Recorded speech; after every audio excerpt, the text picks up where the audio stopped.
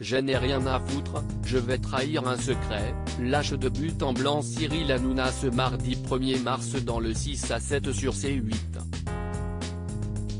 Ce secret, si est-il le fait que Benjamin Castaldi ait des envies de luxe. Son chroniqueur a repéré une montre hors de prix, à 900 000 €, et surtout un bateau à 400 000 €. J'ai mis bien me projeter. J'ai mis bien rêver. Si est-il un bateau que je n'aurai jamais, se justifie le principal intéressé. Et Cyril Hanouna de révéler, il a demandé à Mathieu Delormeau de s'associer avec lui sur le bateau.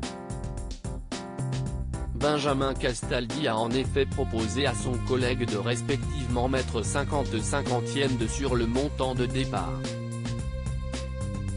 Il y avait tout de même un bémol à cette offre. Il n'y a qu'un truc, tu vas rire, moi je n'aille pas les 50%, a-t-il avoué à Mathieu Delormeau.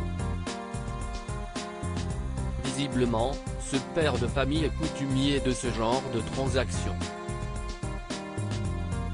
Guillaume Janton en a remis une couche, en dévoilant « Castaldi m'a détruit ma voiture il y a un an. Et le lendemain, il m'a dit, j'ai un super deal pour toi, on achète une Rolls tous les deux, tu la payes je la conduis. » L'ex-mari de Flavie Flament le reconnaît, puisqu'il a lui-même fait les frais d'arnaque, il reproduit ce schéma.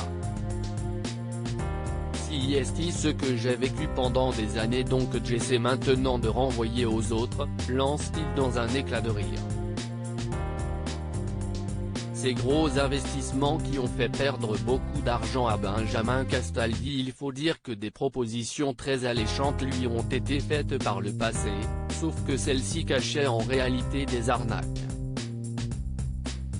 La plus grosse qu'il ait vécue est l'achat d'un immeuble.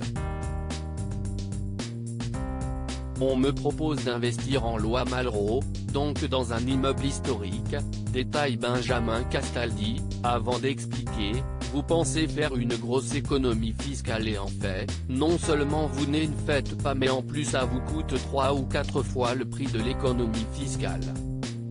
Ce très bel immeuble situé à Tulle a été un véritable gouffre financier.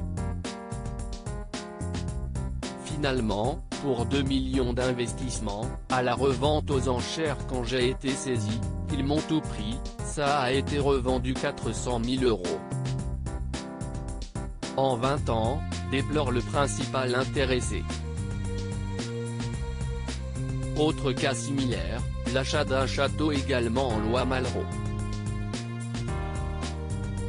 Sauf que celui était infecté par une mérule.